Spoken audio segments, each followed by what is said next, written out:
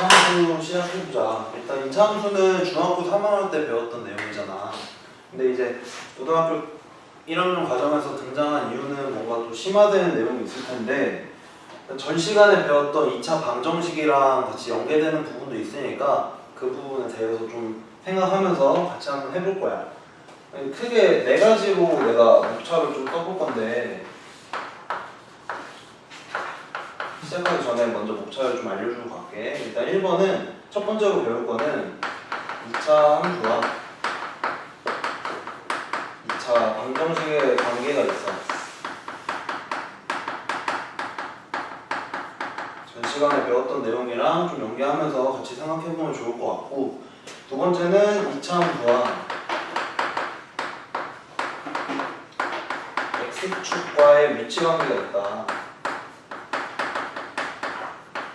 2차 함수 그래프가 x축과의 교점의 개수에 따라서 위치의 관계를 총 3가지로 나눌 수가 있는데, 그 3가지가 어떻게 될지 공부해 볼 거고, 세 번째는 2차 함수와 기울기를 가진 직선 간의 위치 관계도 있어. x축도 직선인데 결국에는 x축과의 위치 관계만 생각할 게 아니라 더 나아가서 시공을 넓혀서 직선의 기울기를 가진 직선 간의 위치 관계도 총 3가지가 나오는데 그것도 일단 해볼 거고, 마지막으로는 2차 함수의 최대 최소값, 이거에 대해서 공부해보자.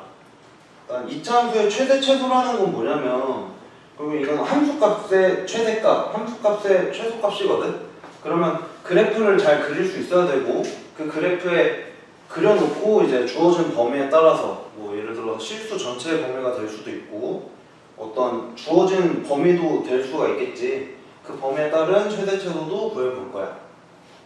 근데 이제 원래는 중학교 3학년 때 다 알고 가야 되는 내용인데, 원래 알아야 되는 내용을 혹시 까먹었을 수도 있으니까 가볍게 좀 복습을 하고 간단히만 복습하고 가보자. 일단 함수식에서 가장 기본이 되는 가장 쉬운 식을 생각해 본다면 2차 함수에서는 2차 항만 있는 식이 될 텐데, 그때 1차 항이랑 상수항이 없다라고 해보고, 그때 우리가 그 뭐 꼭지점이랑 축의 방정식을 생각해 보면 얘는 원점이잖아.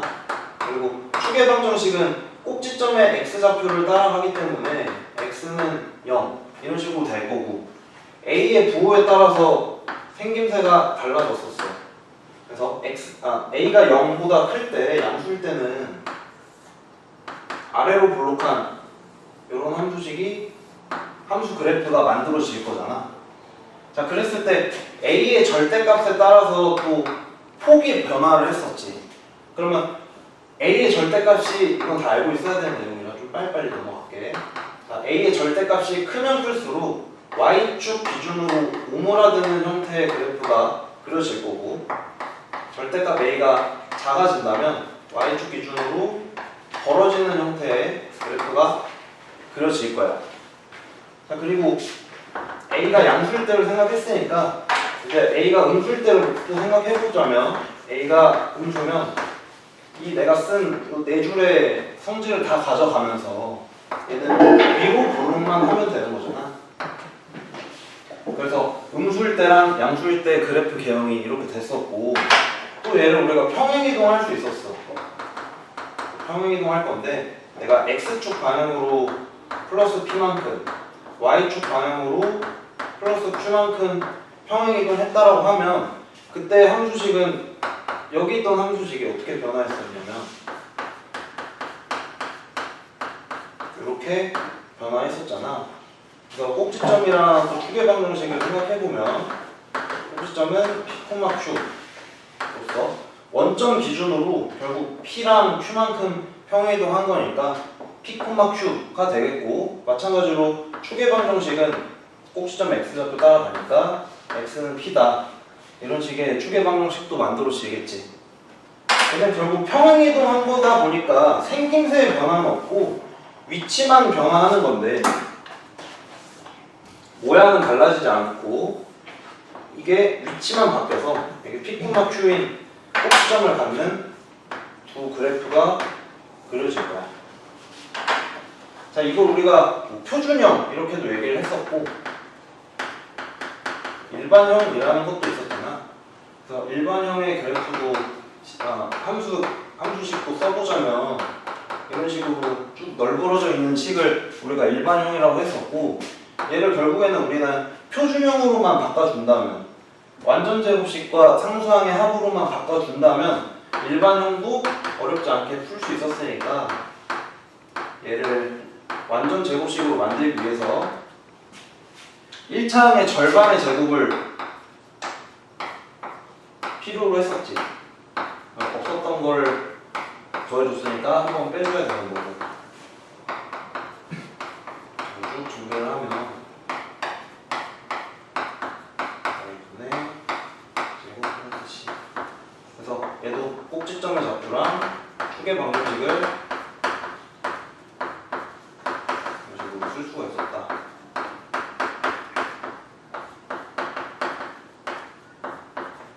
여기까지는 우리가 알고 있어야 되는 내용이고 그냥 간단하게 복습을 한 거야.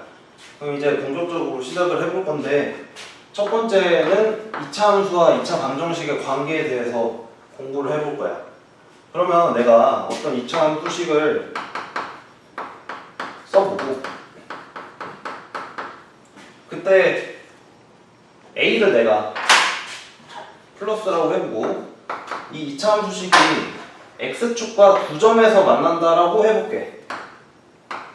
이런 식으로 생각했지. 그랬을 때 X축과의 교점의 좌표를 알파랑 베타라고 한다면 얘의 좌표는 X축과의 교점이기 때문에 Y는 0일 거야. 자, 그러면 0,0이 이 함수 위에 있는 점이기 때문에 X에다가 알파를 넣었을 때 함수값이 0이 될 거고, X값에 베타를 넣었을 때도 함수값이 0이 될 거야. 그럼 그 말은 결국 뭐냐면 요 함수식을 방정식 0으로 하는 방정식을 둔다라고 했을 때 이때 근이 뭐야? 알파 베타가 되는 거지. 결국 알파 베타를 넣었을 때 식이 만족할 수 있잖아. 그래서 이 두 근을 알파 베타라고 할 수 있었고, 결국 여기서의 교점의 개수가 2개였을 때 방정식의 실근의 개수가 2개인 것처럼 여기서 뭘 할 수 있냐면 교점의 개수랑 그리고 실근의 개수가 같다 라는 것도 알 수 있겠지. 문제를 풀다 보면 교점의 개수를 구하라는 문제들이 많이 나오는데, 그때 교점의 개수를 생각하려면 결국 실근의 개수와 같다는 걸 우리가 알 수 있으니까, 실근의 개수라는 거는 우리 판별식을 통해서 알 수가 있었잖아.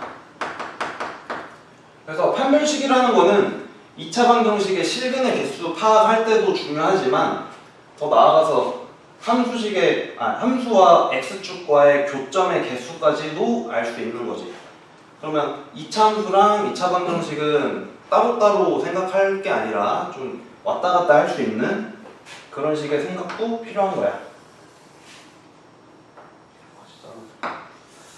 2번, 그 다음 2번 개념은 2차 함수와 x축과의 위치 관계라고 했는데, 내가 이때도 어떤 2차 함수식을 하나 써볼게.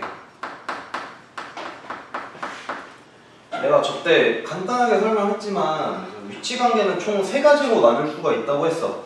교점의 개수에 따라서.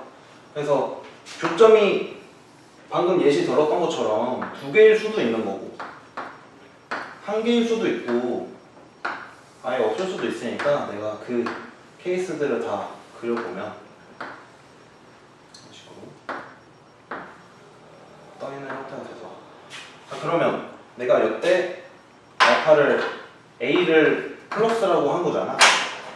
그때 교점을 알파 베타라고 해볼게. 자, 그러면 그래프의 교점의 개수가 2개이니까 방정식의 실근의 개수는 2개인 거야. 그래서 내가 이렇게 써볼게. 서로 다른 두 실근을 갖는다 라고 이해할 수도 있는 거잖아. 그리고 이번에는 여기를 알파라고 하면 이때는 중근인데 더 좀 정확한 얘기로 말을 하자면 같은 두 실근이다 라고도 얘기할 수 있지. 이때는 X축과의 교점, 즉 교점이 없으면 실근도 없는 거기 때문에 얘를 서로 다른 두 허근이라고도 표현할 수 있겠다. 그러면 서로 다른 두 실근이면 판별식이 어땠어? 판별식이 0보다 크고 판별식이 0이고 판별식이 0보다 작다였었어. 그래서 내가 표를 하나 만들어 볼까? 이렇게 표를 그려보면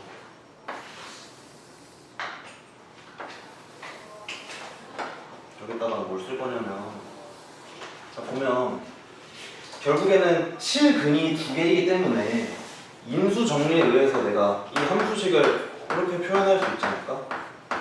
x 베타를 가지지만 이차항의 개수가 a니까 a를 갖다 써주면 되겠지. 중근을 가질 때는 같은 실근이 두 개인데 그 실근이 알파였으니까 제곱이 붙고 이때도 a가 되는 거야. 그리고 여기서는 허근이다 보니까 실근이 없지. 실근이 없으면 인수분해도 안 되겠다. 그래서 얘는 그대로 써줄게. 그래서 이 개념들은 조금 백지에다가 좀 쓸 수 있을 정도로 좀 익숙해지면은 되게 좀 좋을 것 같아. 여기까지 됐고, 그리고 세 번째는 이차함수와 직선 간의 위치 관계인데, 이때는 내가 이차함수식도 써보고 어떤 직선의 방정식도 써볼 거야. 이제 편의상 내가 a도 플러스고 m도 플러스라고 해볼게. 그러면 아래로 볼록한 그래프가 있을 거고, 결국 이 직선의 방정식은 우상향하는 그래프가 돼서 결국 내가 이렇게 세 가지 케이스로 나눌 수 있었던 그 기준은 x축과의 교점의 개수였단 말이야. 그래서 교점의 개수도 마찬가지로 내가 두 개 하나 빵개로 나눴던 것처럼 두 개에서 두 점에서 만날 수도 있고 한 점에서 만날 수도 있고 더 아래로 가면 아예 교점이 없을 수도 있잖아. 그랬을 때 그래프의 교점의 개수는 내가 실근의 개수라고 했잖아. 방정식의 실근의 개수. 그러니까 그래프에서 요 그래프를 첫 번째 그래프를 봤을 때의 교점의 개수는 두 개니까 실근도 두 개고, 실근도 두 개면 우린 판별식 0보다 컸다라는 걸 알 수 있지. 두 식을 연립했을 때 판별식이 0보다 클 거고, 두 식을 연립했을 때 판별식이 0일 거고, 두 식을 연립했을 때 판별식이 0보다 작을 거야. 근데 연립했다고 했는데 내가 연립했다는 게 뭔 말이냐면 두 식을 같다라고 하는 거야. 연립한다는 거는. 그래서 첫 번째 단계는 두 식을 같다라고 해서 연립을 먼저 하고, 그리고 두 번째는 이제 결국에 우리는 판별식을 따져줘야 되는데, 판별식이든 근해 공식을 이용할 때도 마찬가지인데 결국에는 한쪽 편을 다 이항시킨 상태에서 따져줘야 돼서 이 1차항, 그러니까 우변에 있는 애를 좌변으로 이항을 시켜볼게. b-m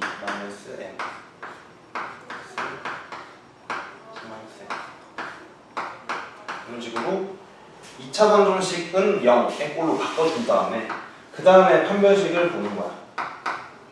t는 b제곱 마이너스 4ac가 돼서 얘 판별식의 부호를 따져주면 되겠지. 결국에는 결론을 좀 내보면 첫 번째 단계는 두 식을 연립해서 두 식을 이항시켰어. 2차 방정식은 0꼴로 내가 나타냈어. 그리고 그 2차 방정식의 판별식의 부호를 따져주는 거야.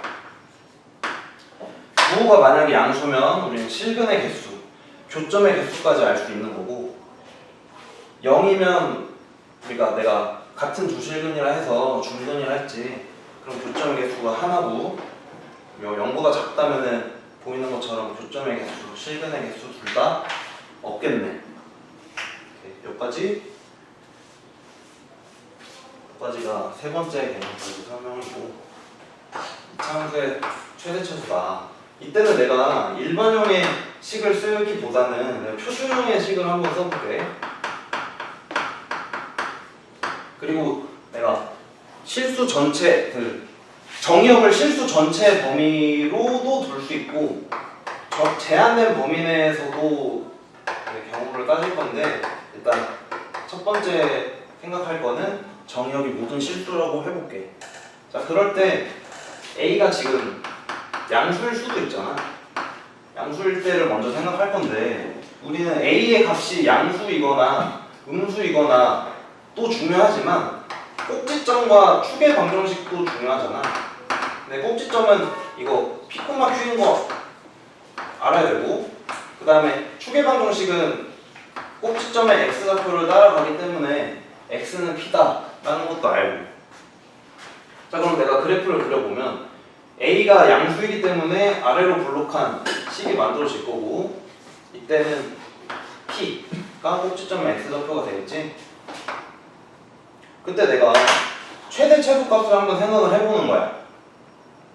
결국 최대 최소값이라는 거는 함수 값의 최대 최소를 의미하기 때문에 이제 x로 보면 안 되고 이제 높낮이로 봐야 되잖아. 좌우로 보는 게 아니라 높낮이, 위아래로 봐야 돼서 이 최소값이라는 거는 여기서 제일 최저점을 나타내고 있는 점인 FP를 넣었을 때 Q 값이 최소값이 될 거고, 최대값을 생각했을 때는 얘는 제한된 범위가 없기 때문에 한없이 올라가서 뭐 어떤 최대값을 특정할 수가 없잖아. 어떤 수보다도 더 올라갈 수 있잖아. 그래서 최대값은 정의할 수가 없겠네. 자, 이번에는 위로 블록한 함수 그래프를 그려보면 이런 식으로 생겼다. 여기가 P지. 그리고 이때는 최대값이 좀 명확하잖아. 최소값이 명확했던 것처럼 이때가 최고점이기 때문에 이때의 함수값인 FP, 즉 Q가 최대값이 되고, 최소값은 얘를 특정할 수 없었던 것처럼 이때도 한없이 내려가는 그래프의 모양이라서 얘도 특정할 수가 없는 거지. 결론은 뭐냐면 x의 범위가 모든 실수일 때는 최대값이나 최소값을 하나만 갖고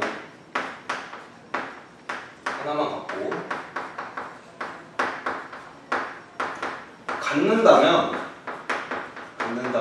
꼭지점에서 나오는 거야. 그림으로 설명이 가능하지? 여기까지가 x가 모든 실수일 때고, 이제 모든 실수가 있으면 또 정해진 범위도 있을 테니까 내가 정해진 범위일 때도 생각을 해보자. 이때는 내가 x의 범위를 알파랑 베타 사이라고 해볼 거야. 이때도 마찬가지로 물론 a가 양수일 수도 있잖아.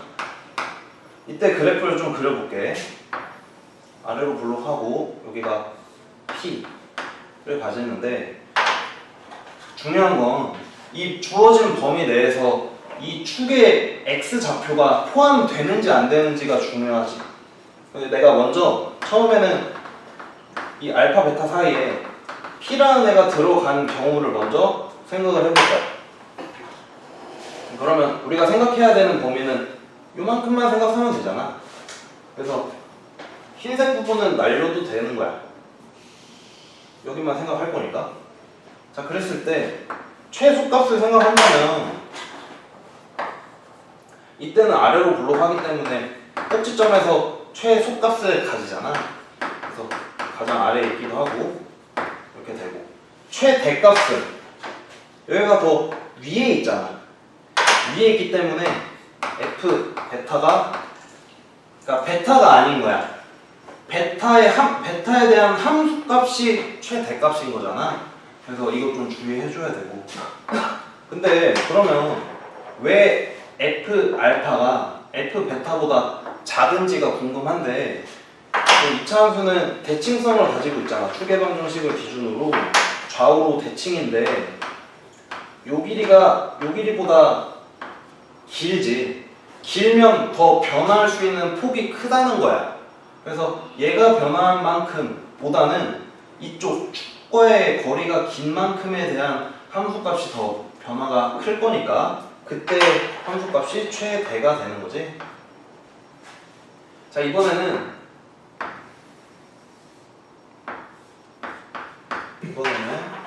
주어진 범위 내에서 대칭축이 없다라고 생각을 해볼게.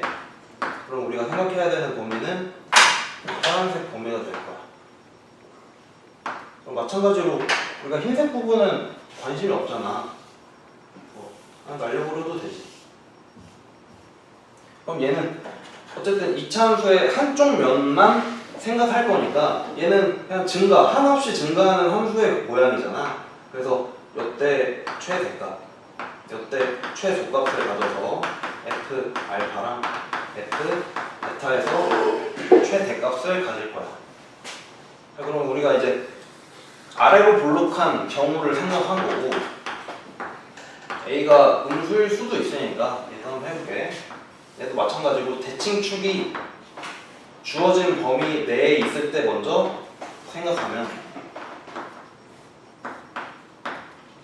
얘도 마찬가지로 요것만 볼 거니까 좀 날리고, 이때는 위로 블록하다 보니까 최대값은 꼭 시점에서 같네.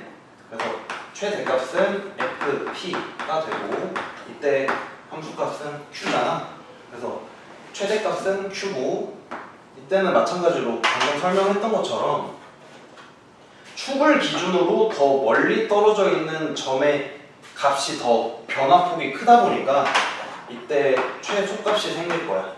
그래서 f 베타에서 최소값이 생길 거고, 마지막으로 대칭축이 주어진 범위 내에 없을 때 내가 여기를 알파라고 하고 여기를 베타라고 하면 이만 생각할 거니까 또 그냥 지워버리자.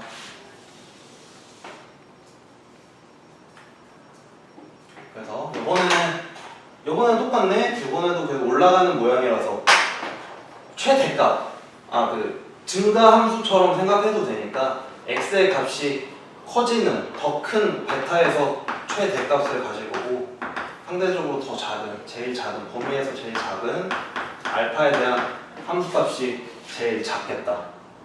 자, 그러면 또 결론을 내볼게. 결론은 뭐야? 결국 이 세 점이 다 해먹는 거잖아. 이 세 점에서 최대 최소가 다 나오는 거니까 여기서 MN이 결정이 된다.